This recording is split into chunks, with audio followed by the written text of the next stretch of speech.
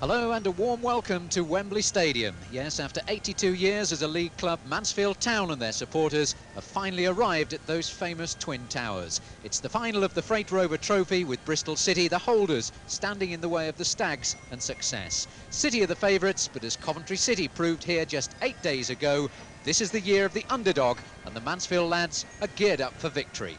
I'm just part of Radio Nottingham's team here at Wembley. Sharing the match commentary will be Jeremy Nicholas, and I'm delighted to welcome along as our match summariser the former Northern Ireland captain and of course Forest and County midfielder Martin O'Neill.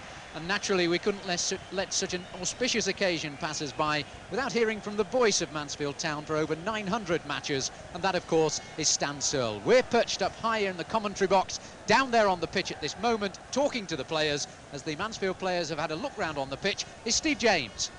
With Mark Kearney, and Mark, it's a tremendous feeling to come out here. All these fans, it's superb, isn't it?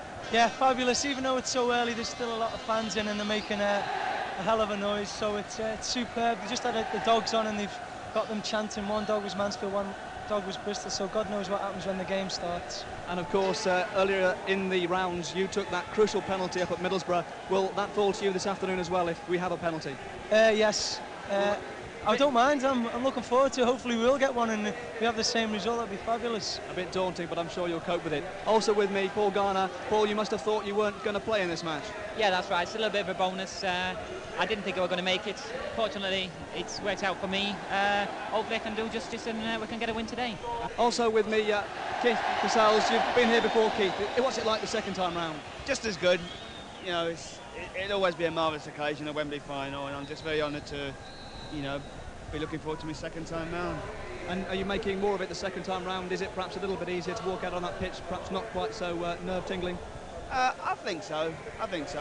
Although it'll always grab you a certain somewhere, you know what to expect a little bit the second time round, and I'm quite prepared for it, hopefully. And you're just hoping for a slightly better result at the end of the day? Yes, I just want to win now. Everything else has been perfect, so let's get on with the business and get the game going. That's the Mansfield players. They're all gone back down that tunnel now, down to the dressing rooms, and in just about an hour's time they will be back out on that pitch in their yellow shirts, playing their heart out for everybody from Nottinghamshire.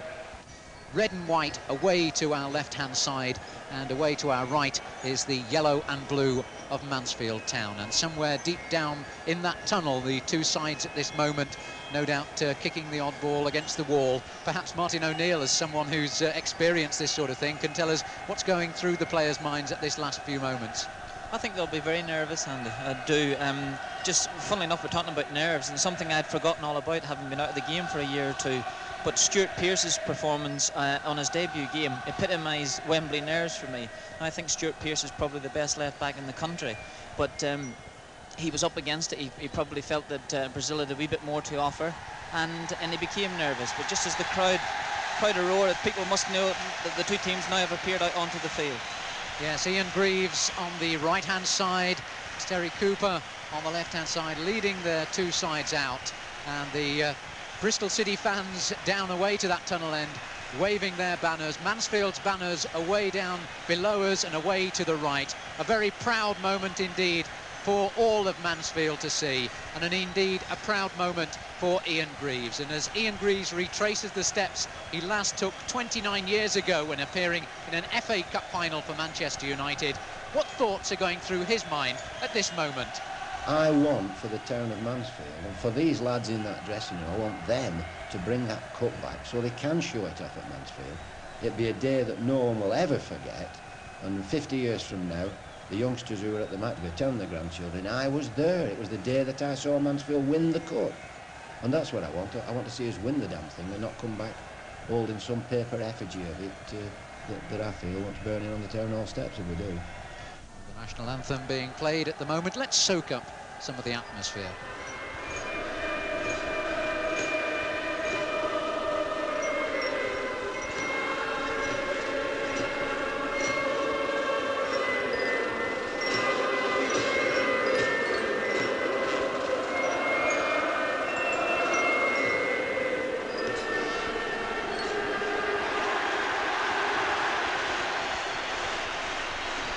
So the preliminaries are over, and the players just do break away to get those legs in action. The Mansfield team running up to the scoreboard end where the massed ranks of Mansfield fans are gathered, the banners are waving, and as these final moments tick away before the kick-off, let's turn to the thoughts of one player in the Stags side to have played in a Freight Rover final before. Leading scorer Keith Castles. His dream today must be to score. To score at Wembley is a dream in itself, apart from ever playing there. So, you know, I'm looking to fulfil that dream, and yeah, you know, I accept that responsibility. If I'm the centre forward, then I've got to score goals, and that's the way it's been in football since day one. So, you know, no extra pressure for being at Wembley. That will never change. As George Foster goes forward to toss up with Brian Williams, let's eavesdrop on his thoughts at this late stage. I always think, you know, about winning, and I look around at my team and I look around the opposition, and there's not very many times this year that I would prefer to have been in the opposition dressing room. You know, and I look at our players, I look at our lads, man for man. You know, we're as good as anything in the third division. And I'm not just saying that because, you know, they're my teammates. But man for man, we are as good as anything that we've played this year. There you are, Mansfield going to be kicking from right to left. The Mansfield fans are down in front of us and to our right underneath the scoreboard. Plenty of yellow and blue. The flag's down at the moment, but they have been waving around. And to our left, the Bristol City fans at the tunnel end. So it's going to be Glyn Riley and Joe Jordan to kick off for Bristol City. The referee looking at his watch as the roar builds up for the start of the 1987 Freight Rover Trophy Final. He consults both his linesmen and they're off. Jordan to Riley, knocking it back. Bristol City just getting a feel of this ball. Castles going in, and Mansfield's skipper George Foster just booting the ball up, and an early touch for Kevin Hitchcock as it's nodded back to him there by Mike Graham. He gives Paul Garner a field. Nice to see Paul Garner playing here this afternoon, because desperately disappointed when he got that injury in the second leg of the Northern Final up at Chester. So Hitchcock kicks the ball upfield for Mansfield Town. Let's see what they can do with this. Up jumps Neil Watmore. Ball coming out there. Mark Kearney going forward. Castles, was he fouled? Castles still going, is in the box on the left-hand side, tries to get the ball across, but blocked there by John McPhail, and the first corner of the afternoon will be to Mansfield Town.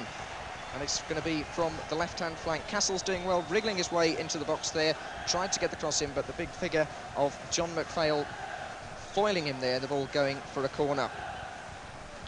And it's going to be Kevin Kent, ever present in the Mansfield side this season, to take it. He pumps it in the middle, it drives across for Danskin. What can he do? He curls it with the outside of his foot, but the danger's away, and Bristol City coming away, and Mansfield looking a bit short at the back here, because Bristol going down that right-hand flank with Gordon Owen. What can he do? He slipped in actual fact, and it's all mopped up by Tony Kenworthy, but the ball getting back in, and Bristol City once more attacking down the right. Oh, I say, just going across the front of Kevin Hitchcock's goal. None of the defenders cut that out. He's having a bit of word with them, because there was a Bristol City man at the far post, and he could have nodded that in. Martin, if I can bring you in there, an exciting start to the game. Very much so, and funnily enough, that all stemmed from a mistake by Danskin, who has played a short corner has been played to him, and I thought he should have really held it in the first minute of the game, hold on to that position and try and play it wide again. But he tried to curve a little ball in. Suddenly the Bristol City broke in the attack, and there's one thing about the lad Owen, he's very, very quick down here, and he's caused the problem early on. So I think that's a good sign for Mansfield, because they've got away with it, and early warning signs for them now. So Kearney gets onto the ball, 1-2 with the head of Castles. Castles going to run for him, is he? Yes, doing good stuff. Watmore's with him. Castles coming forward. He has a first shot, and from outside the box, that went about 3 yards to the left-hand side of Keith Woff's post, and that gets the Mansfield fans clapping away the first shot of the game from Keith Castles. But really, very much like some of the shots that Chris Waddle's been having recently, a bit too far out, Martin. Yeah, it was a bit wild at the end of it all, but he'll not feel too bad now. He's had a good thump at the ball, and I think he's, whatever little frustrations are inside him now, that'll be all taken away. He's actually had a shot at goal. It's not been terribly clever, but as I said, it's important for him. And he got a little run at the ball as well, too, for 3 or 4 yards before delivering the shot, so he'll feel much better. Mansfield coming forward again, attack down the right-hand side there. Graham pumping the ball in for Watmore to run onto, but it was always going to be to Keith Woff. The ball seemed to be running away from the attackers at the moment to the goalkeepers, but of course as the game progresses, that will all change as they get the feel of the size of this pitch and the beautiful nature of the turf. Now Bristol City halfway in the Mansfield half, going down the right-hand side. He could well be coming inside here, and a good challenge there from Danskin helping in defence, but still Bristol City come forward. That's Brian Williams, the captain. They've won themselves a throw, and they're around about level with the edge of the area down the left-hand side, attacking the end where all the Mansfield fans are, Bristol City, this afternoon. It's going to be a long throw from Brian Williams. He's got a man running for him. It's Alan Walsh, the top scorer, knocks it back. Can Williams get it in here? And he's gone out to him. In fact, it's not Williams, it's Gary Marshall, but he's won himself another throw. Mansfield keeping them pinned down well in that left-hand corner. As long as you keep the ball out of the box, of course, the opponent's not going to score. It's going to be a long throw in this time, and Foster will go up for that, but it's Graham that gets to it. Kevin Kent heading it away, jumping up well there, Kevin Kent. Kenworthy getting it away, getting his head to that, so I don't think his head's too badly. And there's just Castles in the Bristol City half, and he can't get to that ball, but Danskin can. Now Mansfield can come forward. They've got plenty of space down this left-hand side. Kearney and Watmore. Kearney leaves it for Watmore. No, he goes all his way. Castles in the box, waving his hand. Can Mansfield get it in here? But the ball took a deflection off the defender, took the sting out of it, and it just went back there to Keith Waugh. It's a promising attack there. Will stay with Bristol City coming forward down the left-hand side now with Gary Marshall. Great. Mike Graham jockeying off. Gary Marshall cutting inside, going the outside. He's turned Graham.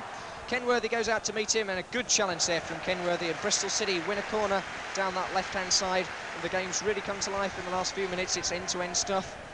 And they're playing the game without any messing about in the centre circle. It's from one end to the other. I think that's Bristol City's first corner of the game. Mansfield Town have had two. So it's going to be the number 7 for Bristol City, Gordon Owen, who's been attacking down the right, who's switched to the left-hand side to take the corner. Pumps the ball in. Hitchcock pushes the man in front of him, but didn't come to him anyway. Going back to the man that took the corner, Gordon Owen. Cuts inside, Graham pumps it inside. Foster at the far post, headed away. Is it Castles? Hitting it over his head and away. And eventually Mansfield up and under it away. They're pushing out, hoping for the offside, but it goes back to Jordan, who's attacking down the right-hand side, and a good challenge coming in there from Tony Kenworthy. I think he's got over that knock that he took. It was a beautiful challenge there on Joe Jordan, but Bristol looking a bit dangerous here now. Neil Watmore has come back to help out in support and heads that one out for a throw to be taken level with the 18-yard box, taken quickly by Owen. It's curled in by Marshall, looking for Jordan's head, but it drops neatly to the feet of Mike Graham, and Mansfield looking to play the ball out of danger rather than just kick it out of danger. Lowry onto the halfway line to Castles, back to Kent. Mansfield moving forward quickly now through Kearney and inside left channel, looking to long that ball forward for Castles, but in the end it was McPhail who read that one well.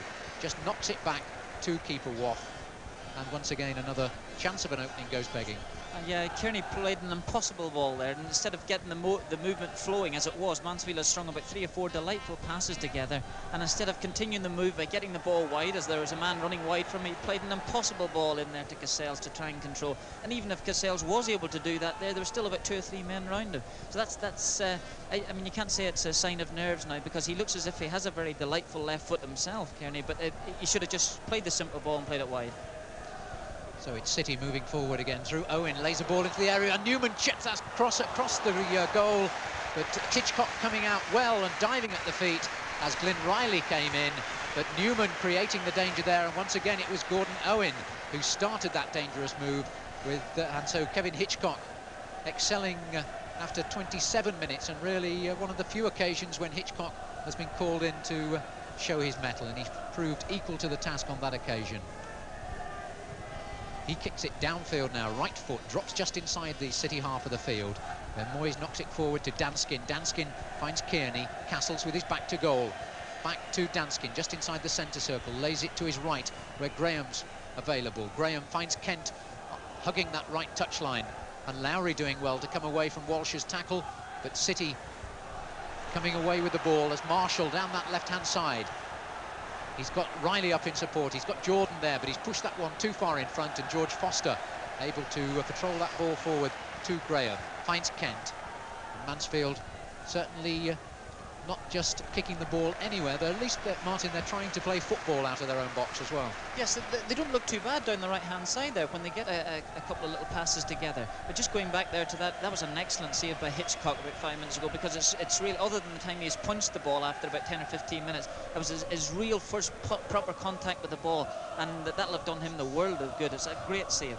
But and save from the lad Newman, who's getting himself more forward now, and Mansfield have got to be aware of that. He's wearing a number 2 in his back for Bristol, but he's getting himself forward into very good attacking positions.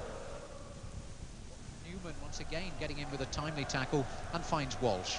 Walsh, top scorer for Bristol City, but playing in midfield this afternoon as the ball is laid wide to this right-hand side where Llewellyn and Owen are combining. They now find Riley. Riley down the line looking for Owen, and Owen gets away from Garner, gets in across, and the ball comes in. It's George Foster who gets there first, and an important tackle that by George Foster in timely intervention, because Joe Jordan was well and truly on the end of that one. But once again, the danger coming down this right-hand side from Gordon Owen. Yeah, Owen's problem is that he's got a lot of pace, and Mansfield now have been caught out a couple of times. He's played a short little ball himself, has gone for the return there, and he's just too much pace for the Mansfield defence, and it's difficult. It's very, very difficult when you're dealing with somebody who has got that type of pace, and you know that on a straightforward run he's probably going to beat you. The best thing to do is try and close his space down. So it's that man Owen with the corner on this near side, taken to the near post, looking for the number 8, that Gary Marshall, and Marshall way off target with a rather tame header. So half an hour gone, and we're still waiting for the first goal in this Freight Rover final of 1987. The sun once again comes out, as do the chants away to our right from the Mansfield fans. Kevin Hitchcock prepares to take this goal kick, right foot downfield. Drops just inside the City half of the field onto the ginger hair of David Moyes. He knocks it forward, but Kevin Kearney with a neat bit of footwork on the halfway line. Finds Danskin. Danskin looks to his right and picks out Lowry. Lowry just having to check. As Kent and Lowry combining down that right-hand side. It's Lowry going forward near the corner flag. He keeps it in possession, pulls it back for Watmore. Watmore inside the area now. Can he turn and pull it back? He goes to the byline. The cross comes over. Castle's trying to keep it in, but the ball just going out. And Mansfield perhaps accused of not getting enough bodies up inside the penalty area on that occasion. Yeah, I think that's probably right there, Andy. Lowry's done fantastically well down in the corner. He's able to put in a terrific cross, and it's played now to Watmore. Watmore, has been a good player with his back to goal, has finally knocked the ball wide, and it's just gone round on the far side of the field. But however, getting back to Mansfield's point, when they do actually play it and get it down, they look a reasonably good side. When they play it long, they become isolated, and I think it's difficult for men to get in support of them. As the throw comes in from Graham, finds Kent. Watmore swings it inside, looking for Castles. Castles jumps above Llewellyn, and Castles and Kearney getting in each other's way there, and referee Gunn spotting an infringement and a free kick now for Mansfield Town in a very awkward position for Bristol City. Just 3, 4, 5 yards outside the Bristol City area. Keith Castles wants to take it quickly. 4 men in the Bristol City wall. Jason Danskin standing over the ball. So too is Mark Kearney. Is it going to be the right foot of Danskin or the left foot of Kearney? Kearney runs over the ball. Danskin tries to chip that one forward. It hits the head of McPhail. The danger not over though for City, as Moyes heads that one forward to Jordan. And Jordan brings it down under control. Very cool, very calmly. Plays it inside to Moyes, and that little bit of danger thwarted. As the ball played forward to Riley on the halfway line, he was fouled by Tony Kenworthy. As we move into injury time in this first half, it's still Bristol City 0, Mansfield Town 0.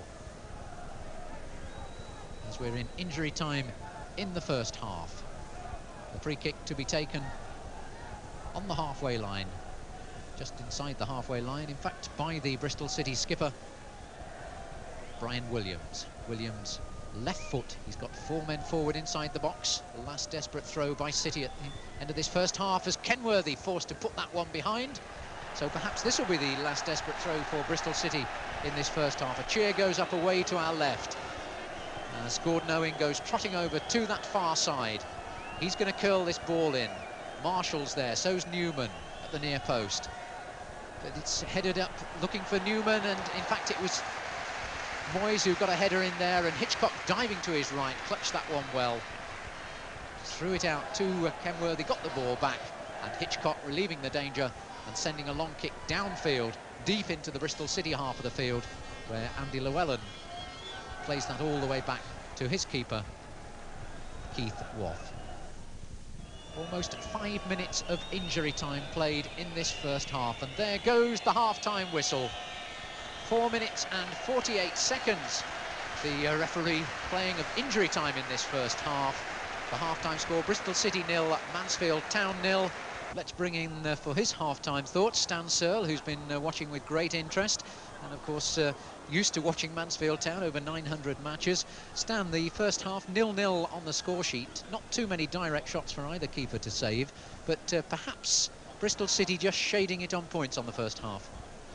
Well, yes indeed, but I think this first 45 minutes has been pretty well what we've seen from Mansfield in their away performance throughout this season. They've kept it very, very tight. I've been interested in listening to Martin's comments about the midfield, but I think the main concern of Mansfield, remember, they're not a great side. They haven't got perhaps the experience of the Joe Jordans of this world, but they do tend to keep a defence very much on the mind, certainly in the first half, certainly in the first quarter of the second half. And then I begin to expect the Stags to move forward. Kearney in particular, since the arrival of Danskin, has been given a much more forward role, and he's scored 3 or 4 goals since the arrival of the ex-Everton youngster, going on to the far post on the left flank of Mansfield, and really doing quite a job. But of course in this first half his distribution's not been good, and he's not been coming in from the flank to the far post, although he's not had a great deal of opportunity, as he has done in some of the away matches this season. I think we tend to forget that these are 3rd and 4th division sides, not 1st and 2nd division sides, and perhaps don't have the skill in all the departments as you might expect from a Tottenham or a Coventry City or what have you in the 1st and 2nd division. And I think Mansfield Town fans, who are of course here, some 20,000 of them, will be quite happy with what they've seen in this first 45 minutes. Yes, certainly Bristol have played some nice football, but Mansfield on occasion have looked dangerous going forward. Obviously the final pass misdirected, not made, or they found the strikers crowded out. But I think this is the pattern that they've been showing all season, and they'll be looking for the odd break later on in the second half, and I think you'll see them come a little stronger towards the end of the 90 minutes, as they usually do in their away matches. And we're just about to get underway with the second half, so for commentary once again, Jeremy Nicholas. Yes, thanks a lot, Andy. They're just about to get underway. There goes the whistle. Keith Castles get us underway in the second half of the Freight Rover Trophy Final. Mansfield Town against Bristol City, 0-0 in the first half. Quite an exciting first half, very physical, certainly, but no goals. And the ball safely back to Keith Woff in the Bristol City goal, which gives everyone a chance to get used to the noise which greets them as they came back out on the pitch. 58,000 fans here, which is a record for the Freight Rover Final, the previous best last year, Bristol City against Bolton. 54,000 saw that game, so it's getting more and more popular each year as clubs realise it's a chance to get to Wembley. Bristol City knocking the ball back to Woff again. No real action yet in this second half. An explosion coming from the left-hand side. Bristol City fans think just a firecracker let off, and Woff pumping the ball forward now into the centre circle. Foster, a little push on Jordan. There's been quite a bit of pushing between those two, but the referee waves play on. Bristol City attacking down the right-hand side with Gordon Owen, who for me was probably the best player on the field in the first half. He thought he had a bit of support for him there. He played a lovely little ball down the right-hand flank, but nobody there. So a throw to Mansfield Town. Getting the ball forward. Kearney up, Castles up, the ball coming back, and Danskin sorting it out, just laying it back there. And Watmore with his back to goal, slowing play down, plays it back to Danskin, and now they switch it to the right hand side. Mike Graham putting it forward for Kevin Kent, but it's gone out for a Bristol City throw, and the captain Brian Williams will take it. He finds Jordan, and whenever Jordan gets the ball, George Foster never more than a few feet away, and George Foster that time flooring Joe Jordan, who rubs himself, gets back up, and Bristol City have a free kick just inside the Mansfield half on the left-hand side. Brian Williams, the captain, with the captain's armband on his left arm, ready to take the kick. Castle's coming across. He doesn't look 10 yards away. Williams waits for him to move back. He doesn't, but he takes the kick anyway, pumped into the box, and Foster, good header there, out of defence. But there's only Castle's up, and he's on the left-hand side, and it went further left than he was anyway. Round the right-hand side, and Riley for the corner flag, ball coming in, but no trouble for Hitchcock at all because it's gone behind his goal. Bristol City coming forwards with Gary Marshall down the left-hand side. Graham jockeys off him, giving defenders time to get back. Mansfield back in some numbers now. Tries to find Jordan in the box, but good play there by Paul Garner, getting it away, finds Kearney. Mansfield looked like they could have turned attack into defence, but Cassels couldn't find it there. And another crunching tackle from behind on Joe Jordan by George Foster. And this time I think the referee's going to have a word with him. No, he's not. George Foster's going to have to watch it, Martin, because he's crunching Joe a little bit too much at the moment. Yeah, I don't think we'll mind too much about that there. Joe's done plenty of crunching in his life, and it's about time he got some of it back again. That's about 4 really terrific challenges that Foster, and that's the first time he's actually been blowing up on them, but put in 4 crunching tackles there, and I just noticed that Joe has taken about 2.5 minutes to get up now, so he's not relishing it at all. He's not. So the seal of approval to the crunching tackle from Martin O'Neill. So free kick now to Bristol City, 10 yards out on the right-hand side, pumped in, but Kevin Kent getting the ball away, and Bristol City, that wasn't really going to anyone at all, that cross. Kevin Kent in plenty of space, able to get it away. Mansfield players all in their own half, being pinned back, as Williams, the last line of defence for Bristol City, shoves it in. And that time, one of the Bristol City players, I think it was possible, McPhail looked like he was trying to take Foster's head off with his elbow, but the ball's come out now to Kevin Kent, who's down that left-hand side on his own, holding the ball up. He's got Watmore in the middle, and Castles is free on the far side if he can find him. And a very important header coming there from John McPhail, because Castles and Watmore were both on the blind side. This time he's found Castles. Is he offside? No. Castles running for the right-hand corner flag. He's got Graham behind him if he wants in. He tries to go past the defender. Castles holding it up well, throws it in, and the goalkeeper caught it because he thought it had gone behind for a corner, but in actual fact the referee says the goalie pulled it over the line, and it's a corner to Mansfield Town, their first of the second half on the right-hand flank. Castles is going to leave it for Kevin Kent, and all of a sudden we've got plenty of yellow and blue banners waving in the crowd behind the goal, underneath the scoreboard where all the Mansfield Town fans are. Kevin Kent will take a long one. He's got Graham here. He pumps it in the middle for Danskin, who sidesputs him. What a cheeky attempt that was, and just kicked just in front of the line, because I think the goalie was unsighted there. A cheeky attempt from Danskin. He looked like he was going to blast it, but he placed it with his side foot low to the goalie's left, and if there hadn't been a man just in front of him, could have been a goal, Martin. Yeah, this has been a great start for Mansfield. They've become much more positive the second half here, and I honestly think this has all been led by Foster, deciding to get a few challenges in, and Bristol City have shirked one or two of the responsibilities, and Mansfield, if they could maintain this, I know it's very difficult to maintain this here for another 40 minutes, but it's been a very, very encouraging start. And the ball just played wide down there for Danskin to run onto, but safely back to Waff in the Bristol City goal. As Stan was saying at half-time, Mansfield like to come out in the first half, stake out their territory and just settle down, and then in the second half they really do come out and attack. And now the ball with Bristol City captain Brian Williams taking the throw about 5 yards inside Mansfield half. Gets the ball back, chips it forward, and good ball for Walsh there. And coming out wide, Mansfield's no real cover on the right-hand side. Paul Garner going across now. It's just about level with the Mansfield area. The ball pumped in the box now, and that's going to be Hitchcock's ball. What a confident player he's looked. Joe Jordan made a sort of token sideways jump there. He was never going to get anywhere near it. And Martin, Joe Jordan looks short of a couple of paces to me. Yeah, I think so. I think Joe's seen the best of his days. I think he should be up here in the commentary box with myself. You fancy yourself over 100 yards against Joe Jordan these days? No, I'm afraid I couldn't even beat the misses over 100 yards. My knees have gone to. Oh, you better not beat the misses. Right, so the ball coming back to Bristol City, attacking down that right-hand side now. Tony Kenworthy just putting the ball into touch when he could have possibly done something a bit more adventurous with it, but he's played safe there. And Gordon Owen going to take the throw. He's had a good game as Gordon Owen for Bristol City. The ball pumped in now, and that's danger because there were 2 men free there for Bristol City, and it was Gary Marshall who went up, and the ball, Hitchcock, glad to see that go about a foot wide of his left-hand post. He's doing a lot of pointing and shouting at his defenders, possibly feels, Martin, that they could have picked up those 2. Yeah, well, that was a great chance for Bristol City, but that was just a lapse in concentration by Mansfield. I actually thought that Kenworthy did the right thing. He was under a wee bit of pressure, so he puts the ball out and giving Mansfield time to regroup. That's exactly what they didn't do, and allowed a free cross to come in, and Bristol City would be annoyed with themselves that they haven't gone one in front. But a let-off for Mansfield. I hope they can capitalise on it. Been a fairly bitty start to the second half. Plenty of balls going through for attackers to chase, but going back to the goalkeeper. Hitchcock, good kick upfield, finding Kearney, who heads it inside for Watmore. I think Mansfield would do a bit better to keep the ball down on the ground because there's a lot of up-in-the-air stuff at the moment, but Castles is free down the left-hand side at the moment. He's got McPhail to beat. He gets across in, and Kent has scored! Kent has scored! Mansfield Town has scored! They've gone mad behind the goal. Kevin Kent goes over to the fans over on that far side, and salutes them. What a beautiful goal, but it was good work from Castles down that left-hand side. Went round McPhail, found the ball in the middle to Kent, and Kent was always going to score because he'd got away from his marker and just put it low to the left-hand side of Woff in the Bristol City goal, and the Mansfield Town fans going absolutely wild away to our right. Yellow and blue banners waving in the breeze as Kevin Kent has slotted that in.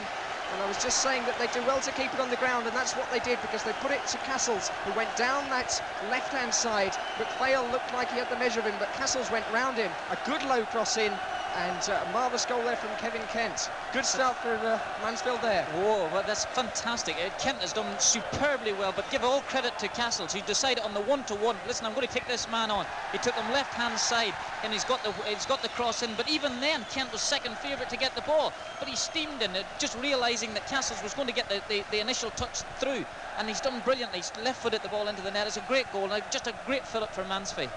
Excellent stuff from Kent, really showing his pace there. He's been ever present in the Mansfield side this season, so fitting really that he should open the scoring here this afternoon. Bristol City 0, Mansfield Town 1, the Stags in the lead at Wembley.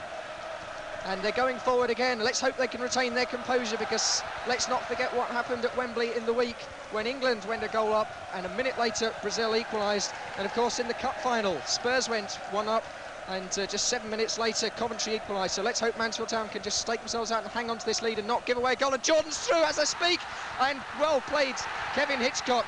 He took the ball off Joe Jordan's head there, because Jordan was through, and I could see it happening then. I could see an equaliser coming there, and beautiful play from Hitchcock to take the ball off Jordan's head. He had his usual moan about it, but Bristol City coming forward. Williams pumping it in, headed away there by Kenworthy, and Castles, who did so well in that goal, now getting the ball forward to Watmore. Watmore coming forward, Kent and Castles, but the move breaks down, but there's still Lowry's got the ball back now. And Mansfield Town, if they can get 2 here, it really could be crucial. Pump the ball forward, Castles going for it. Here's Kent, the goal scorer, going up with Brian Williams, the Bristol City captain, and a free kick to Bristol City. And while I just get my voice back, Martin. The referee has done brilliantly there, because for to all intents and purposes that most other referees may have given a penalty, but Hitchcock has definitely played the ball, and Joe Jordan looks up begrudgingly there at the referee. But there was terrific decision as far as I'm concerned. But the feeling there that Mansfield, who have gone and got the goal, and just go to sleep for that minute or two, and it happens to all sorts of sides, and it's amazing just for that minute there that they could have been back in level terms at a game that they could go on to win now quite convincingly. But it looks as though Stringfellow could be coming on for Neil Watmore. I don't know if Watmore's taken a knock or if it's going to be a tactical substitution. But Stringfellow certainly very fast, highly rated by Ian Greaves, but he thinks he's a bit of a young lad to put on possibly at the start, and he describes him as very frail. But it'd be a good lad to come on as a substitute. Bristol City, though, good running from Owen. He's had a shot. Possibly frustrated that some of his crosses haven't been connected with by his teammates, so he went all the way. This time Marshall attacking down the left-hand side. Bristol City looking dangerous just for the moment, and Watmore, the man who could be going on, chesting it back to Jason Danskin. Castles slipping his man. Now it's Castles, he's got 2 men on him, and one of them's pulling him down all the way. Terrible foul there by Brian Williams, the captain of Bristol City. He was wrestling him from behind. That was the sort of challenge that we'd be more likely to see down under at the moment in the Rugby World Cup. And rightly so, the referee going to talk to the captain of Bristol City. And now we're going to have the substitution. In fact, it is Neil Watmore's coming off, getting a good reception from the Mansfield Town fans. And on goes young Ian Stringfellow. What a moment for him, the youngster, to be coming on in the Wembley Cup final, just 18 years old. And of course, he scored for Mansfield Town in the first leg of the Northern final against Chester City. He scored a hat-trick for the reserves, which meant that Ian Greaves took a gamble and decided to throw him into that Northern final, and the reward, he got the first goal. Castle's getting the second, of course. He's on now for Watmore then, as the ball comes in, punched away by Keith Woff in the Bristol City goal. Bristol City now with the ball in their own half, attacking down the right-hand side. 22.5 minutes to go for Mansfield Town. It's away to my right. The scoreboard says Bristol City 0, Mansfield Town 1. As Jason Danskin goes forward nicely to the edge of the box, feeds Castles. Castles with a cross. Stringfellow's there, hits the bar. A perfect cross, a perfect header, but the ball crashing against the woodwork. And Danskin, the man who made that, Castles with the cross, and Stringfellow almost marking it with a goal. As City launching an attack down this left-hand side now, as Jordan on the ball. Jordan with the ball at his feet to Marshall on this left-hand touchline. tries to go past Kevin Kent. The linesman's flag goes up, but play on, says the referee. And the ball coming all the way back to the centre circle. So Mansfield almost wrapping it up with that second goal from Stringfellow. And it has been very noticeable how much that goal has lifted Mansfield and affected Bristol City. The substitute laying that one wide to Llewellyn, finds Gordon Owen. Owen chips that ball forward, looking for Glenn Riley, but George Foster is there once again. Puts it only to the feet of Llewellyn, to Joe Jordan. Jordan now looking to conjure something up on the edge of the box. He goes down in a tussle with Tony Kenworthy, and Kenworthy being called over. To experienced professionals there. And Joe Jordan winning a free kick. Certainly if Joe Jordan was playing as well with his feet and his head as he was with his mouth, Martin, I think he might have won this match already. Yeah, but to be fair to him, this time that was actually a free kick here, and Kenworthy's done very well to obstruct him, because had he broken through there, I know he was right onto his right foot, which is actually his wrong foot at the time, but there could have been danger. As it is, it's not over yet. Danger certainly not over. Gordon Owen with the free kick, some 2-3 yards outside the right of the Mansfield area. The cross comes in, looking for Moyes, and that one tipped over the bar by Kevin Hitchcock. Marvellous save by the young goalkeeper, excelling himself in front of his own London supporters.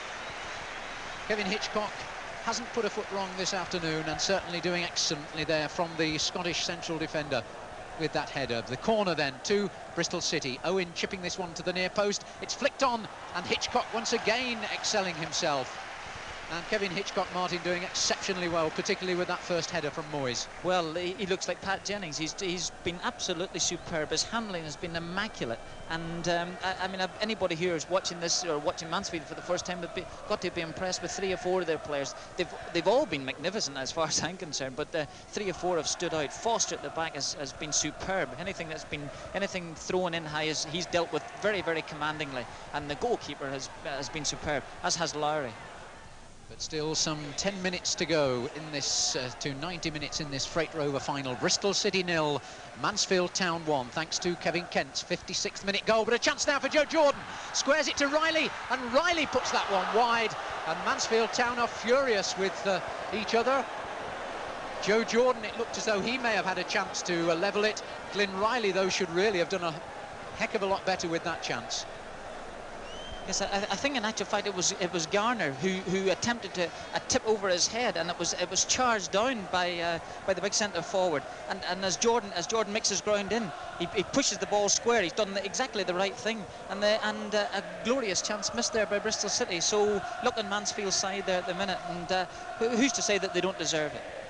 So Mansfield, who've reached this final the hard way with only of their games away, but at the moment it's City moving forward down that right-hand side through Gordon Owen, but Paul Garner gets in a timely touch to that ball, puts it behind for a corner to Bristol City. Now, can Mansfield Town survive this final onslaught from City in the final 10 minutes? Gordon Owen it is with the corner. John McPhail's come up on the goal line. City sending every man jack forward as the cross comes in. It's Paul Garner who hooks that ball away over the byline on that far side. The throw to be taken midway into the Mansfield half of the field by Gordon Owen.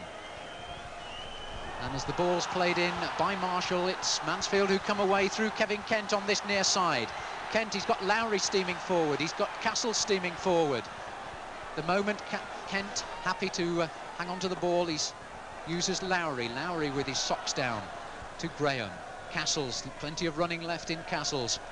Castles still looking to score at Wembley as Lowry goes down, hits the deck as Fitzpatrick tackles him, but play on, says the referee. Lowry gets up, plays the ball forward, looking for Kent, but in the end played a little bit too ambitiously forward, and Keith Waugh able to come and play as sweeper and take the ball back into his area. Mike Graham thumps the ball over the halfway line. It's a high ball, it's knocked on by Mark Kearney, looking for Stringfellow. Stringfellow seemed to be held down by McPhail, but it's Mansfield still winning possession through Tony Lowry. Lowry wide to this near side to Kent, the goal scorer. Inside to Castles. Castles slowing the action down. Stringfellow has got a bit of space inside the area. He's unmarked, but it comes to Kent, to Lowry. Mansfield happy to keep possession at this moment, but that's not what they're doing from a poor ball by Castles, but Stringfellow picks up on the ball. He's got no support in the area, finds Kent. Kent with the drive, and that one pushed out, and Ball knocked off the line by Andy Llewellyn as Mark Kearney, with time and space inside the 6-yard box. It looked all the way goal number 2. Well, it did, and Stringfellow's gotten the end of a thing in the very first place that he had no right to get it, and he's played a delightful little ball through to Kent. Kent has had a shot at goal, so it's ricocheted right across the box, and there was Kearney, and that's just, I suppose, unlucky. He's done the right thing. He's volleyed it, side-foot at the volley, and they're miraculously cleared off the line. As Kent's corner comes in, looking for Kearney, it's headed out by Newman. And Bristol City come away with the ball through Gordon Owen down that right-hand side. Once again, he's got his socks around his ankles now as he swings a long ball forward, looking to search out the substitute, Paul Fitzpatrick. Mike Graham's got to win that ball, he does, and puts it over for a throw. For the time being, it's the as you were, as Kevin Kent trying to move forward, but stopped in his tracks by McPhail to Williams. Williams forward to Joe Jordan. Jordan wide to Williams. Williams pushing forward, uses Marshall on this left-hand side. Marshall is faced by Mike Graham. Gets in the cross to the far post, and the ball dropping for Gordon Owen. The shot comes in, it's blocked by Foster, and the ball bouncing around for Glyn Riley. It's a goal for Bristol City. 41 minutes into this second half, and Mansfield Town can't believe it. Glyn Riley it is, he scored twice in last year's final, and he's got the goal that's given Bristol City a chance of retaining the Freight Trophy. 4 minutes from time, it's Bristol City 1, Mansfield Town 1. That's desperately bad luck in Mansfield, desperately bad luck. The ball's been knocked around the penalty box once or twice. Marshall has done exceptionally well to get the cross in the first place, but Mansfield just looking a wee bit tired and a little bit obviously dejected now, but tired, couldn't get the ball away, and the ball's finally broken, luckily, to Riley, who smashed it into the net. Now Mansfield, who've got it all to do now, I suppose the impetus is with Bristol, but if Mansfield can show the same characters that they've shown throughout the game, well, who knows?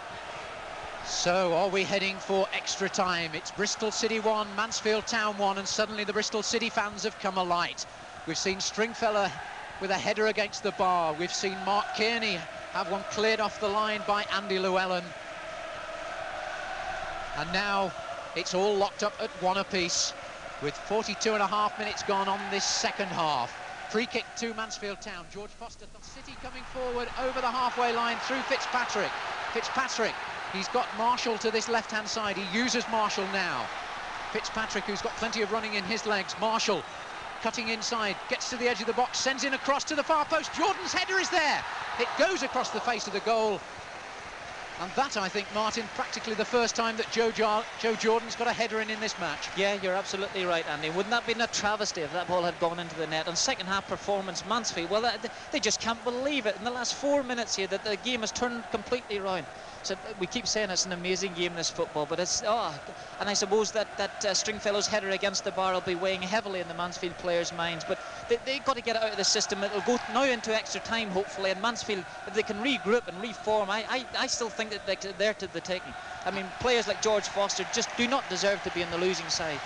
And the referee, Alan Gunn, does blow the whistle for 90 minutes. So, for the second successive final, we're going into extra time.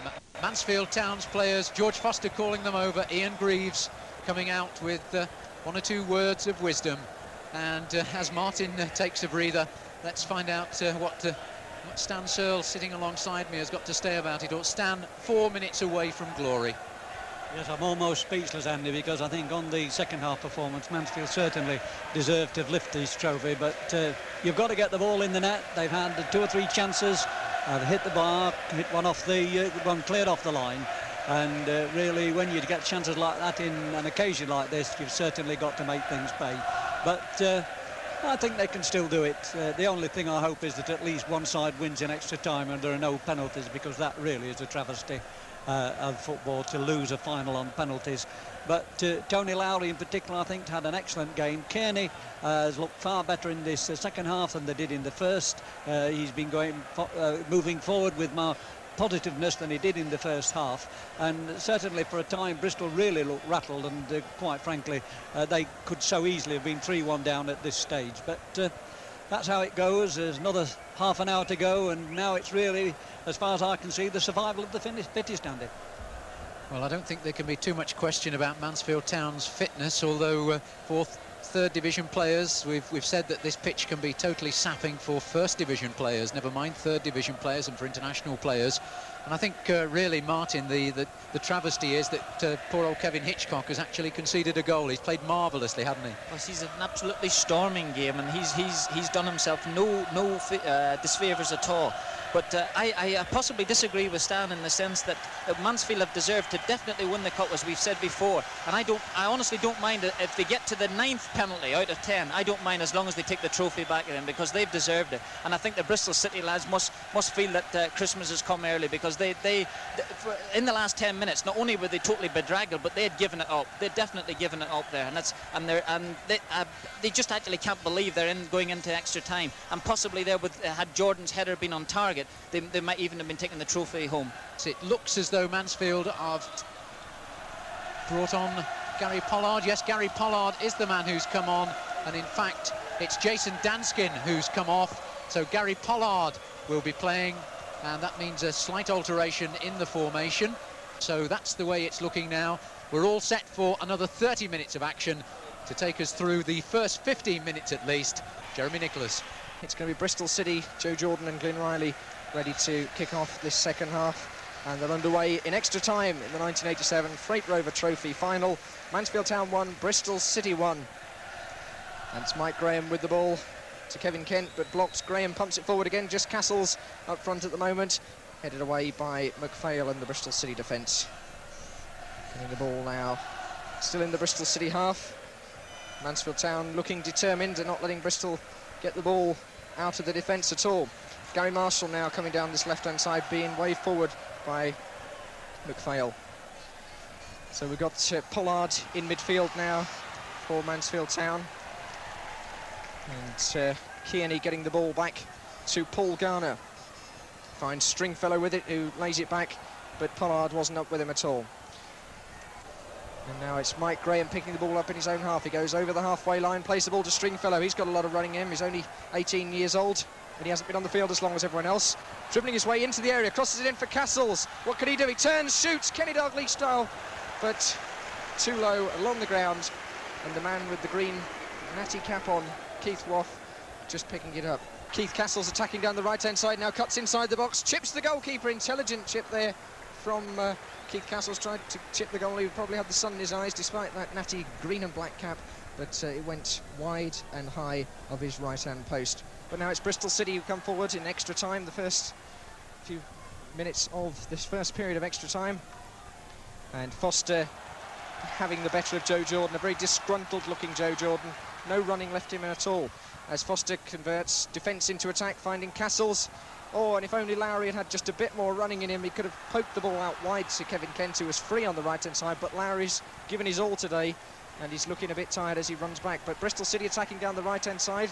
Graham jockeying off as the ball's pumped into the box. Jordan's free, one of the few times he's free of Foster, but he couldn't do anything with it, and the ball's kicked away to young Ian Stringfellow, who finds Lowry, who all of a sudden, going forward, has a bit of life in his old legs. He's got Kent free, screaming for it, waving his arms as though he was bringing an aeroplane into land, but Lowry's found him, pumps the ball across now to the number 11, Kearney, who's free, who curls it with the outside of his foot, possibly took a deflection through the way on McPhail, and the Bristol City goalie, Keith Waugh, going down low to his left-hand side, clutching onto the ball just as well, because Keith Castles there was ready to pounce if the ball had got a deflection. Yeah. At this stage of the game, tactics are out the window. I'm not a great believer in tactics anyway, but it's a matter of all Mansfield have to worry about is pick up the nearest Bristol City player, go to the ball and try and close players down, and in possession try and create something. The ball back now to Kevin Hitchcock, and everyone taking a well-deserved rest. No one looks in too much of a hurry to get on with it. I think they're all pretty tired out there, but they've got about another 23 minutes to play, something like that, because we've had 7 minutes of this first period of extra time, and there will be a penalty shootout if it's not decided in these 30 minutes of extra time. Kearney doing well, finding Castles. He's got Stringfellow in the middle, and he's got a defender in front of him. He runs at the defender, gets round him, another one appears. Stringfellow's offside. Let's hope he can get back outside. Castles is through, Castles shoots, and McPhail blocked.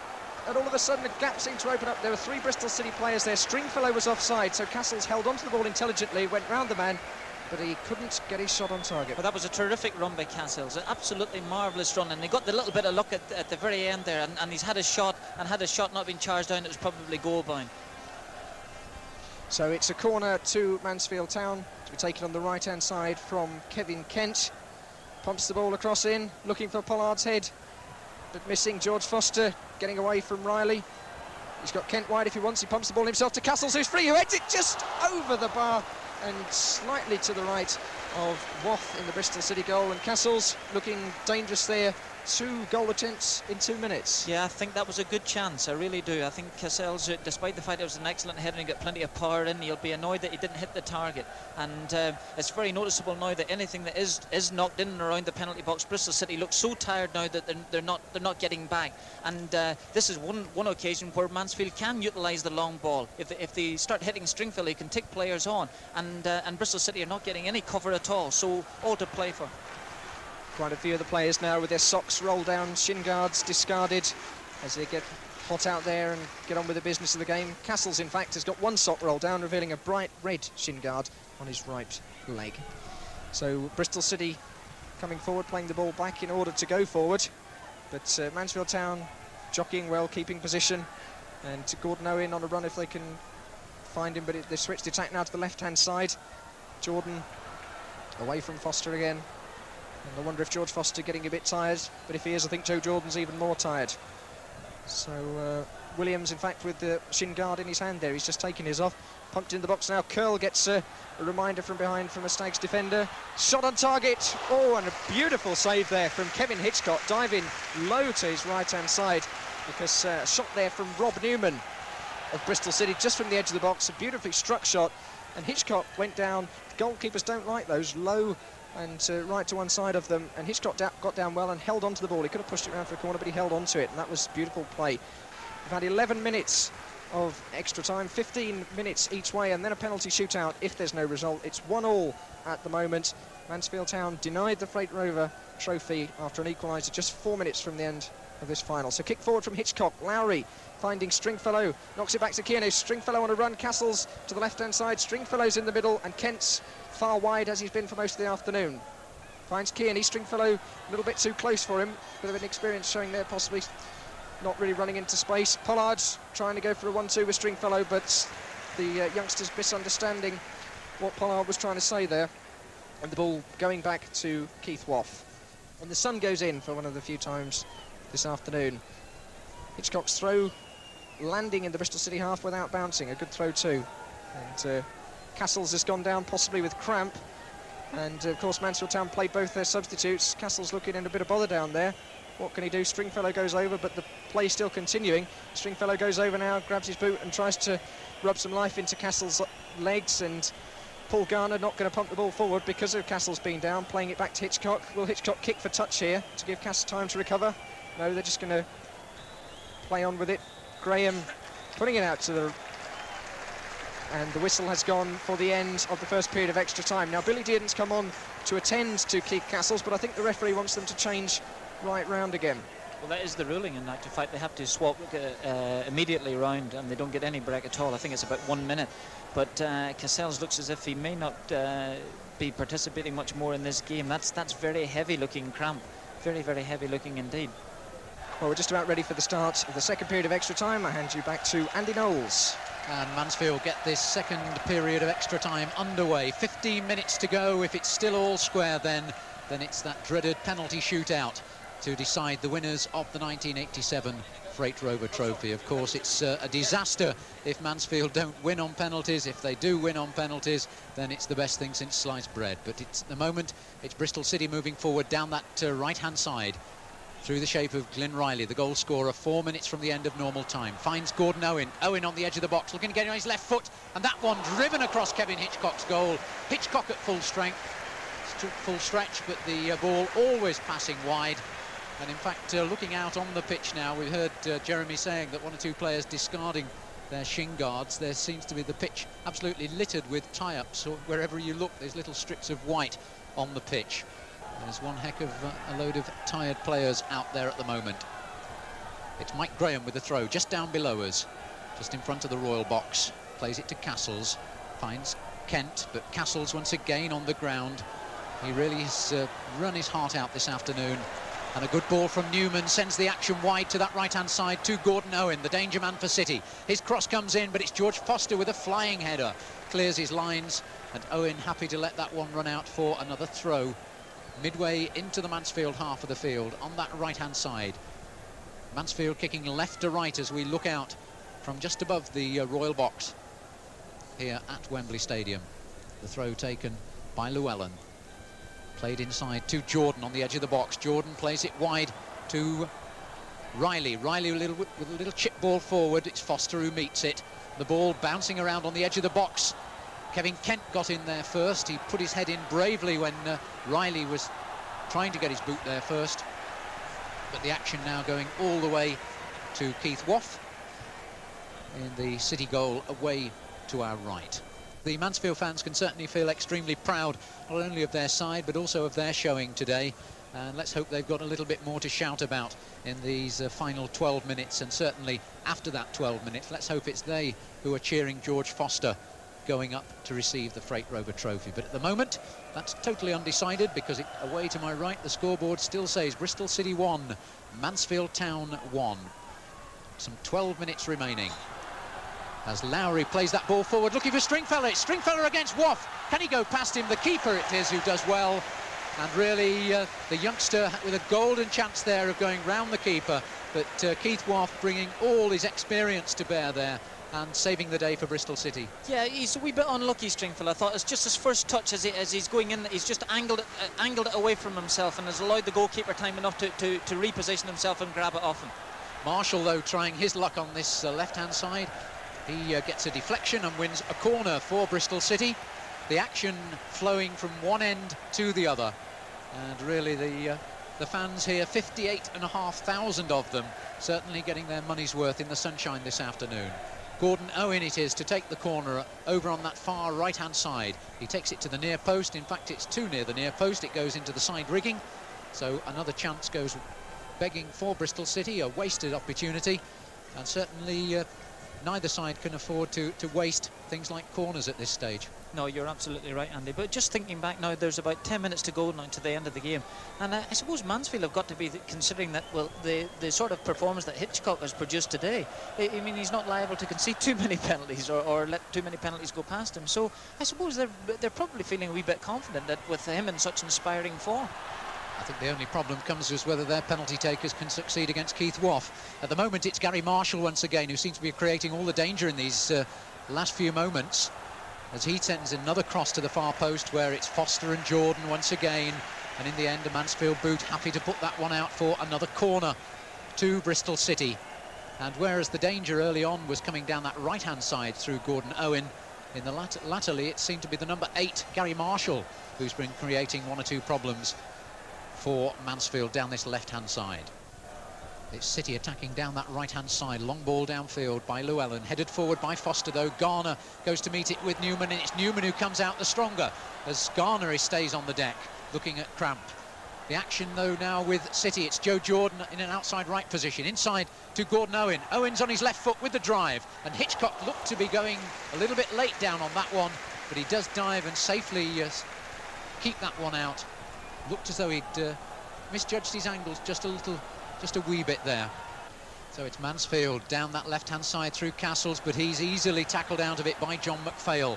McPhail ploughing forward towards the halfway line. Lays it wide to the right where Gordon Owen's ready to receive. He's got a man going on the overlap, but instead opts to use John McPhail inside him. McPhail forward to Glyn Riley. Riley is being pushed out by George Foster, and Foster just doing enough to put him off his pass, and Paul Garner able to lay a ball forward for Keith Castles. He's got Stringfellow free inside the box. Castles on his left foot, lets fly with a drive. It hits a defender and drops loose to Stringfellow on the edge of the box. Stringfellow looking for Castles. Castles with a header. It's blocked by Keith Waugh, and Kevin Kent almost getting in on the end of it. Castles holds his head, not because he's missed the chance or a chance goes begging, because he got a thump on the head from the keeper, and he's out of the action at the moment behind the goal. Mark Kearney laying it forward for Tony Lowry. How fitting it'd be for Tony Lowry if he could get the goal that won this cup, because Lowry really has been an instrumental factor for Mansfield Town throughout. 11.5 minutes gone in this second period of extra time. Are we going to penalty shootout to decide the Freight Rover Trophy? Really, it does seem a rather drastic way of deciding the outcome of a competition. But if Mansfield will win, then perhaps we won't be bemoaning the fact.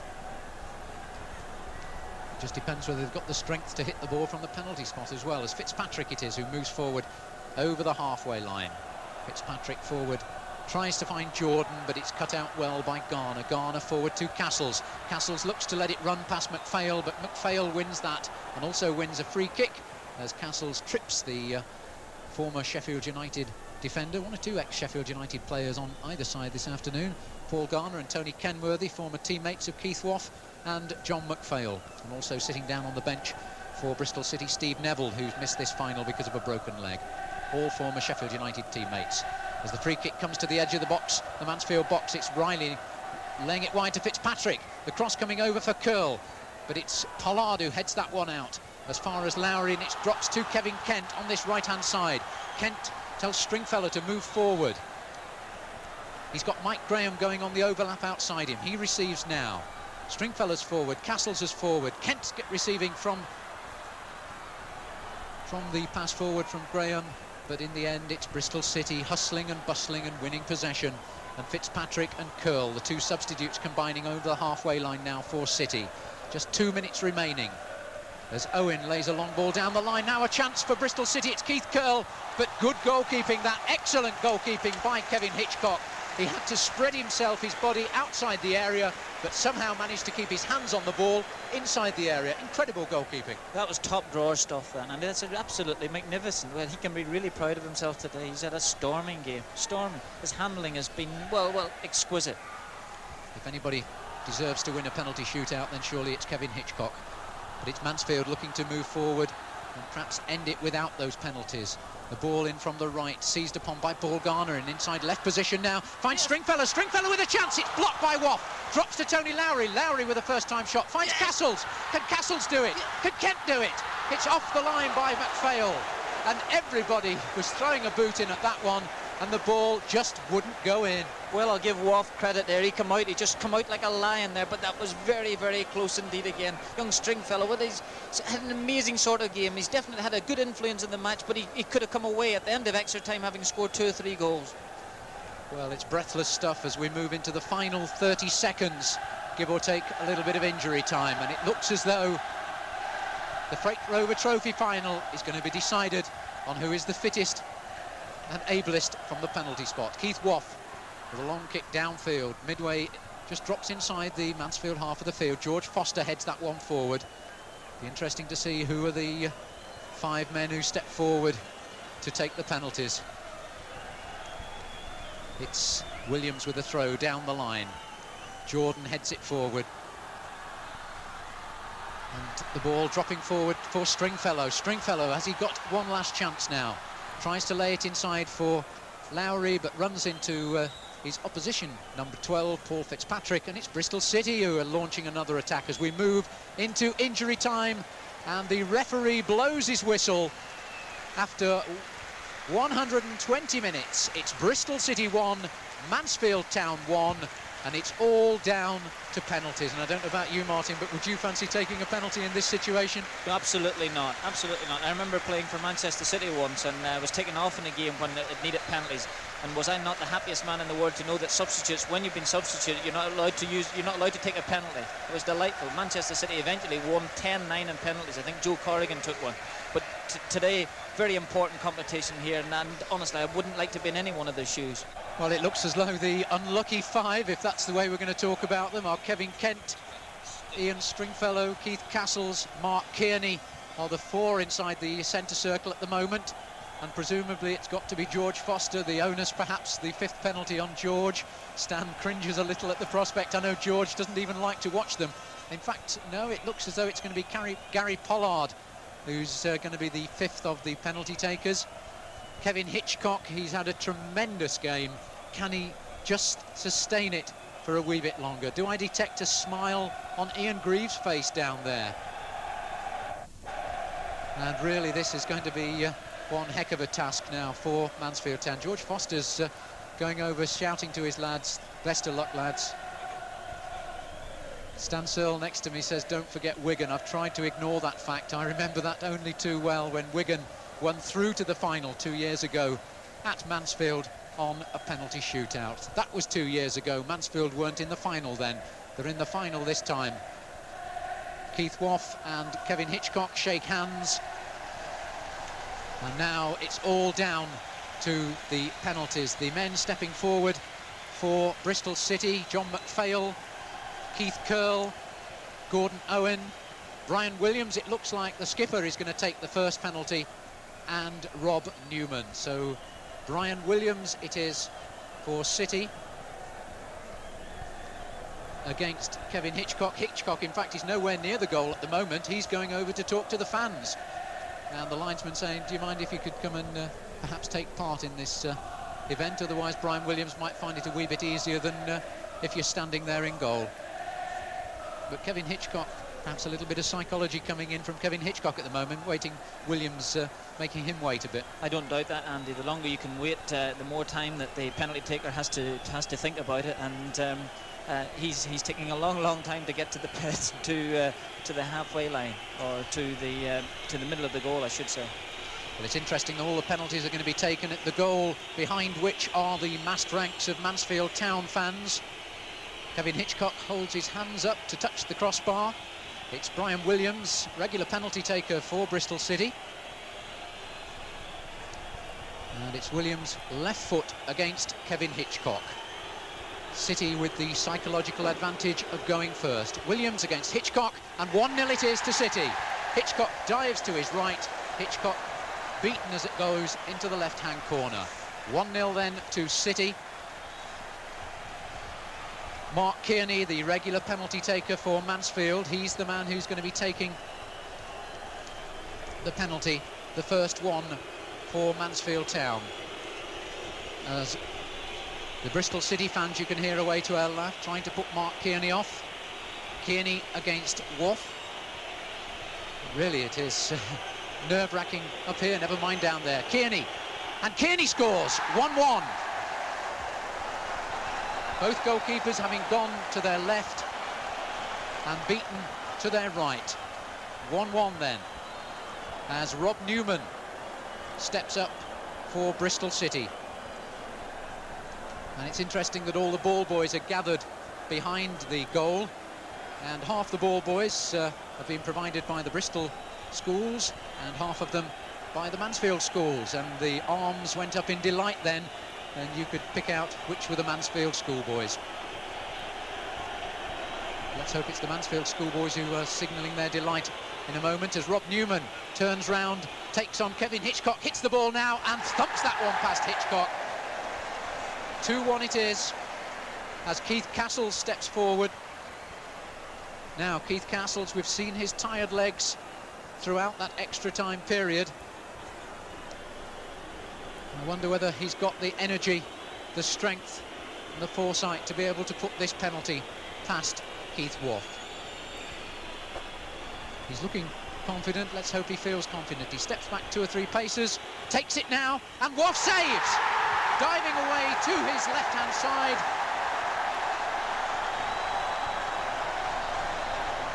So the advantage very definitely with Bristol City. That was a tired penalty kick by Keith Castles.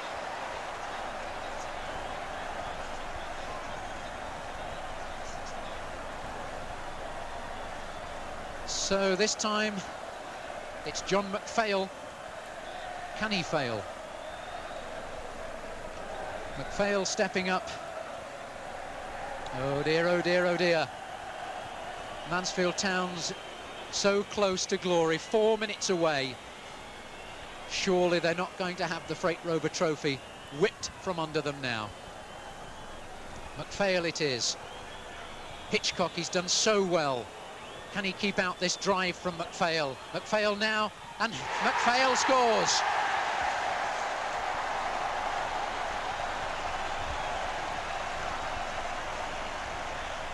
Well, Ian Greaves, I don't know what's going through his mind at the moment, but it must be heartache. as Ian Stringfellow. What an onus on the youngster. Stringfellow to try and make it 3-2 on penalties. Stringfellow, he'll no doubt be reflecting on that header that came down from the crossbar. Stringfellow against Waugh, and Stringfellow scores. So 3-2 it is to Bristol City on penalties, as Keith Curle comes forward to take the 4th penalty for Bristol City. At the moment, just one failure, that by Keith Castles, and how sad it would be if Keith Castles, who's fought so hard in this match, if it's ultimately his penalty miss that denies Mansfield the Freight Rover Trophy. Keith Curle, number 14 for Bristol City, turns away from the ball, runs in now, faces Hitchcock, and Hitchcock gets a hand to it, but he can't stop it going in. And surely it's looking like curtains for Mansfield. Oh, that was very, very close. He's got the... Oh, honestly, just another couple of inches, he's tipped it over the bar. Oh, but what can you say? Gary Pollard then looking to do what the Bristol City substitutes just done, and that score. Pollard, who came on at the start of the second half for Jason Danskin. Pollard against Waugh, and Pollard scores into the corner. Now, Gordon Owen, he's had such a tremendous game down that right-hand side for Bristol City. And I think if you're a betting man, Martin, I know you enjoy the odd flutter, you've got to put your money on Owen sealing it with this kick. Well, I'm not terribly sure, not sure at all. You know, it's... while there's life, there's a bit of hope, I suppose. Can he miss it? The next few seconds will tell. Perhaps this is when Kevin Hitchcock is going to pull out the stops. Then, of course, we've just got to rely on Mansfield scoring a penalty, but simply, if Owen scores, Bristol City win the Freight Rover. It's Owen against Hitchcock, and he saved it! He stretched out his leg, he does a cartwheel of delight, and he saved it. They're going bonkers down on the bench down here, but it's Kevin Kent who's got to wrap it up at 4 apiece. It's not all over yet.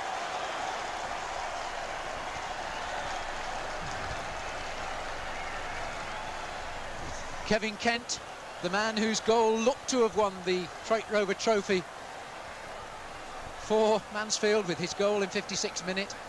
Kevin Hitchcock, in fact, just showing the fans that it was the instep of his boot that kept that one out. It doesn't matter. It kept it out. Kevin Kent to try and lock it up. That's 4 penalties apiece. Can he do it? Players I know can't look. Kevin Kent against Waugh, and he scored! 4-4, tremendous stuff. And now it's sudden death. Kent goes over to shake arm and to give a little hug to Kevin Hitchcock. Now, who's going to step forward? Because it's sudden death now. Bristol City having to send a man forward. That was a lovely little moment there. The goal scorer in the game, in the actual game, congratulating the goal saver. That's terrific stuff. And Hitchcock's instep, well, has it won the trophy for them? Now, long inquest going on down on the pitch. Who's going to take these penalties? I think they're drawing straws at the moment, Martin. Tell you, I'm delighted we're up here. Couldn't take that. I don't know about you, Martin, but my hands are starting to tingle already. Yeah. That's a lovely feeling there to see Hitchcock and the crowd go mad behind him. It's fantastic as the ball ricocheted up and over the bar. The joy and the despair. There's Gordon Owen just coming down to the bench below as 1 or 2 people putting an arm round him. They know that it could have been him. Yeah, but having said that, had he scored, wouldn't you not have felt really, really sorry for Keith Cassells, who's the only one who might have missed a penalty in the game, and he's done everything in his power to wrest that cup for Mansfield. So it's the rest are being thrown forward. The public address system saying that it's going to be sudden death. 5-5 it says on the scoreboard away to our right. Well, that of course takes in the 2 goals scored in the 120 minutes.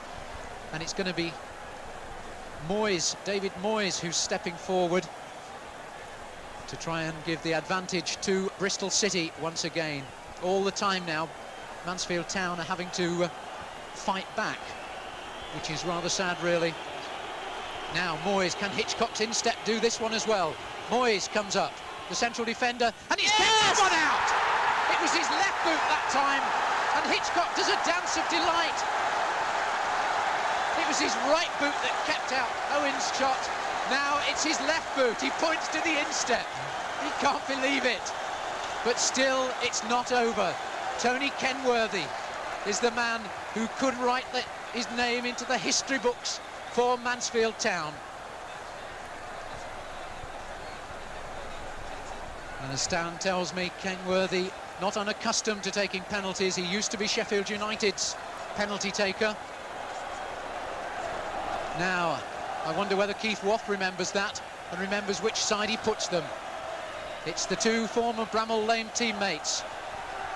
I can hardly bear to look myself. I don't know about the rest of the side. Kenworthy, left-footed, against Waugh. Kenworthy, yes! Mansfield Town have won the Freight Rover Trophy. The players go wild. Kevin Kent and the players away to my right. They're delirious. Martin O'Neill, I've just about lost my voice. Well, these are fantastic scenes. I've been here a couple of years with Nottingham Forest, and I thought I'd never seen scenes like these from local football sides. But this is, it's fantastic for Mansfield, absolutely brilliant. And nobody deserves the acclaim more than Kevin Hitchcock, who's had an absolutely sensational game. And Mansfield have won the Freight Rover Trophy.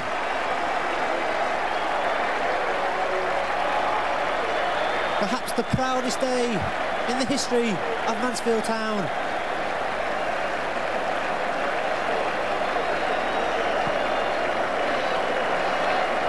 And there's such scenes around the ground. The fans going crazy.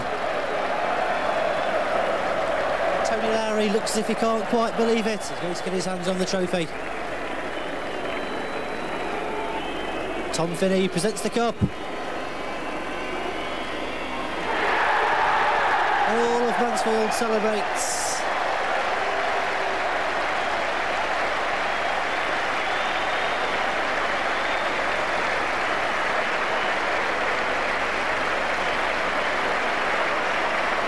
Mansfield Town victorious at Wembley.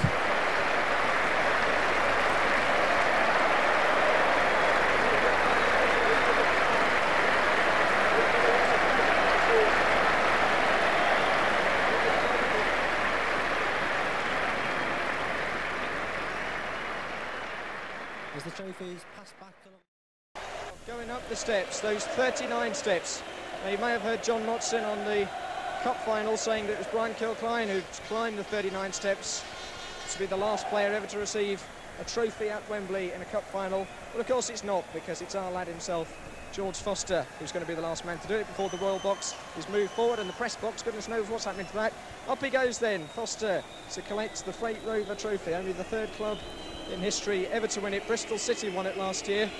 I said the Bristol City fans were sporting, but they're whistling at the moment, but I'm sure there's going to be a terrific cheer. There it is! That's the moment when George Foster lifts up the Freight Rover Trophy, yellow and blue banners waving about. Terrific support from Mansfield Town fans. They've come here in their numbers this afternoon. Foster holds it aloft in triumphant salute. Meanwhile, the Bristol City players going round on a lap of honour. They're clapping the Mansfield fans, and the Freight Rover Trophy being passed along. It's in the hands now of Kevin Hitchcock, and if there's one player who's not going to drop it, he didn't put a foot wrong all afternoon, and I say feet because he saved that penalty with his feet, holds it aloft. He's the real hero of the afternoon, and the Mansfield Town fans salute him. It's being passed along the line. They're all going it. They don't want to let go of it. It's being passed right along now and being held aloft by Pollard. What an experience for him coming on as substitute. He didn't make the team, but he played an important part in the game when he did come on, as George Foster now is going to walk down those steps. Hitchcock just coming down the steps. Everyone wants to shake hands with George Foster, and why not, as he had a marvellous game. Really kept Joe Jordan under control, but it's the second man down, the man in the grey jersey, with 2 black bands on either arm, rather like those road safety things you get at school to stop you getting run over. Well, he's coming down and everyone's shaking hands with him, and the Mansfield Town fans now coming down. Dan Skin being presented with his medal, and brilliant scenes here as the Mansfield Town fans salute their players as they're coming down, and someone has put an enormous great hat on George Foster's head. Makes him about 8 foot tall now. It's sort of pure yellow hoops, whopping great big hat that he's put on. So often you get this at cup finals. Fans like to wrap scarves and hats around their heroes. Someone just passing something there to Mike Graham, all shaking hands with him as they come down, and the Bristol City fans cheering their team as they come round to the side opposite the press box to take the applause of their supporters. They must be very fed up. Bristol City players looking so much more tired than the Mansfield players. And the Mansfield players now coming down those steps, walking out onto the pitch. The man with a whopping great hat, George Foster, is being chatted to by members of the press now. They've got a Mansfield banner, someone's given them, waving them as they come onto the pitch, and all the players that didn't play any part of the game just wandering on to sample this atmosphere. And what marvellous scenes these are as those yellow and blue banners wave and salute as the Mansfield Towns wave to their supporters. I think, Andy, you should be able to see them now in front of you. Yes, indeed. Emotional scenes here. I was almost worried that they forgot to bring the trophy down with them. In fact, it's Kevin Kent, one of the last men down. He said to me beforehand he wanted to be the last out of the tunnel to be able to savour it all. Well, he's the last down the 39 steps as well. And what's more, he's got that trophy. And I think, Stan, I detected a tear or two in your eye. There are occasions when you're allowed to have a little tear in the eye, and after something like 20 years following the stage, well, this is one of those occasions, and certainly they deserve a tear in the eye today, because they've done Mansfield and Mansfield Town very, very proud indeed. And certainly I hope that next season the fans will begin to turn out again as they did some decade ago, when 5,000, 6,000 and 7,000 gates were the norm at Mansfield instead of the 2.5, 3.5 that we've had this season. It's been a tremendous job that Greaves has done. It's been a tremendous job that the players have done. They've been asked to do a great deal, some of them to do more than perhaps their skill would expect of them, but they've done it, and what a marvellous end to the season. Well, let's go down to pitch level, because Steve James is talking to the Stags assistant manager, John Jarman. Yes, John, you must have had some mixed emotions this afternoon. When it came up to 3 minutes before the end, they got that goal. What was the feeling like on the bench then? Well, it was, as we were very drained. But having said that, George Foster, we'd been discussing the situation, and even at that stage, we still had a feeling that we could do it, you know. It was a sinking feeling, because I thought we played so well. We played according to plan, basically. We tried to stroke it about. We tried to give our fans what we think is the right way to play the game. And then there was that sinking feeling, wasn't there? That, you know, with a minute, 2-3 minutes, and then boom. But I was never in despair, because we always had the confidence that these lot would pull it off today, to be quite honest. Certainly plenty of drama. We'll have a word with one or two of the players first, but from your point of view, this was a great final, wasn't it? Absolutely. If there isn't a better advert for football than when you see what we've done today, and also Bristol City have contributed, and you've had a 58,000 gate, I think football has benefited today. Football's been the winner. Lovely, thank you, John. Thank you. I think I've got Kevin Hitchcock coming over to me in just a moment, and the man who must be a hero, because not only throughout the game, throughout the 90 minutes, the 120 minutes, did he do tremendously well, saving countless chances. And although he was beaten in the end, it was those two tremendous saves from Kevin in extra time. I've got Kevin with me now, and Kevin, not perhaps the best way to save them, but I suppose it doesn't matter at the end whether it's your feet or your hands or your head or anything. Who needs hands when you've got 10 and a halves like me? Absolutely. Were you really disappointed when you were finally beaten? Because it must be one of the best performances you turned in for the club over the 90 minutes. We played superb, and they got their goal. I mean, I asked the cameraman, and he said it was 2 minutes to go. And I thought there was no way they was going to score, and I don't know how he got free like that, but it's the way it goes. Went to extra time. We should have had a few more chances, but we didn't put them away. Never mind, we won. And what was going through your mind, that final penalty? You knew that if it went in, you'd lost the trophy. What was going through your mind then? Well, I just like to get near one. I only got me out of one of them. I went the wrong way all the time. Just nice to get my foot there. And you must have been very relieved then when Kevin stepped up and stuck that one away. Oh, great, yeah. Tony Kenworthy, brilliant penalty. Well pleased. Right, thank you very much, Kevin. We've got Billy Dearden here now. Billy, are you impressed with the way the players went out and did their job? Pleased. The lads did us credit today. they played football, and I mean, you go back to the Coventry final, I mean, that just seemed to carry on from the cup final last week, and I feel very sorry for Bristol City, because I don't think that they should go to penalties. I think we should have a replay to start with, but I'm very, very pleased for the lads. I thought we'd really played some football. I mean, I thought Bristol played football and all that. Great day. And one or two of the youngsters, perhaps at the end, really they did tremendously well. And a lot of credit must go to players like George Foster for the experience to keep them going. Well, you've got George and Tony at the back and Keith Cassells. They'll keep the lads going, and there's no problem like that. They'll just run and run and run.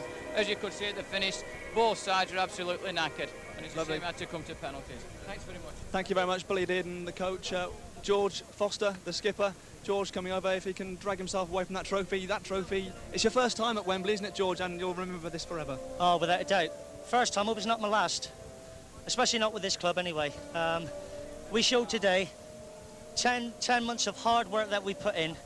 Showed today, we had to go into extra time. Bit of a lapse of concentration on our part. We went into extra time, and our fitness showed, I felt. We should have won it before it came into penalties. But we're always confident with penalties. We haven't practiced them. That's how confident we were within the club. People always said we were underdogs to win this. We never ever felt that. And I always fancied the set lads that we've got against anybody on the day. And it showed. We deserved to win it today, without a doubt. Great, thank you very much, George. George Foster. With me now, Keith Cassells. Keith, you didn't quite get to score, but at least this time you finished up with a winner's medal. Yes, we won, and that's, I suppose, at the end of the day, that's the main thing. The lads with credit. I hope the supporters enjoyed watching the game. It was a good game to play in. Loads of drama, bags of drama. Not the nicest way to end it on penalties, but we won't moan now because we've won. I think we've lost Kevin Kent, but certainly you were involved in that goal that he scored, that it looked as though it had given you the trophy in normal time. You put the crossover for him. Yeah, I was very, very tired at the time. I just managed to get beyond the centre-back. You don't even look in that situation, you just swing the whole left leg, and I didn't even, to be perfectly honest, I didn't even see Kevin. And the next thing I looked up and he was there and he put it in the net. But that's football. You know, you try to do the right things and hope you get a reward for it, and that was it. We got a goal from that. And finally, we've talked all about the performance, we've talked about the players. What about the fans this afternoon? Nothing to say. Words can't. I mean, numerically, we was probably a few short of them, but, you know, in every other department, they were the tops. So Keith Cassells going back down the tunnel to a well-deserved rest. Certainly one of the players that looked incredibly tired at the end of this match. And I think, Andy, you must be quite tired and drained back up there in the box. Yes, so we've just about got our breath back. We hope you've enjoyed our Wembley coverage. We hope to be back next year. But for this afternoon, this is Andy Knowles wishing you all a very good bye. Tony Kenworthy is the man who could write his name into the history books for Mansfield Town. And as Stan tells me, Kenworthy not unaccustomed to taking penalties. He used to be Sheffield United's penalty taker. Now, I wonder whether Keith Waugh remembers that and remembers which side he puts them. It's the two former Bramall Lane teammates. I can hardly bear to look myself. I don't know about the rest of the side. Kenworthy, left-footed, against Waugh. Kenworthy, yes! Mansfield Town have won the Freight Rover Trophy. The players go wild.